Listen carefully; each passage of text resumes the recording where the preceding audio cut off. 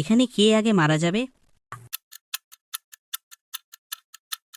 তোমার হয়তো উত্তরটা অনেক সহজ মনে হচ্ছে, কিন্তু এতটাও সহজ না। একটু ভেবে দেখো, একটু বুদ্ধি খাটাও, খুঁটিনাটি পর্যবেক্ষণ করো। 90% মানুষ এখানেই ধোঁকা খেয়ে যায়। উত্তরটা তোমাকে ভিডিও শেষে জানানো হবে। প্রশ্ন নাম্বার 2, তুমি কি এখান থেকে লুকানো 9 নাম্বারটি খুঁজে বের করতে পারবে?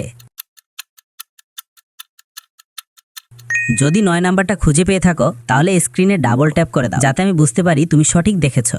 প্রশ্ন নাম্বার 3, যখন তুমি শেয়ার বাটনে যাও এবং তারপর মোরে ট্যাপ করো, তখন প্রথমে কোন অ্যাপটা আসে?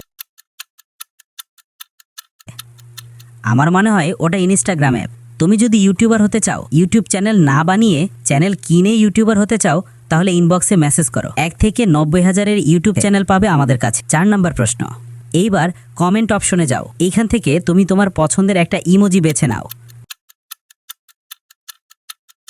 আমার মনে হয় তুমি এই ইমোজিটা বেছে নিয়েছো। আমার আন্দাজ কি সঠিক হয়েছে?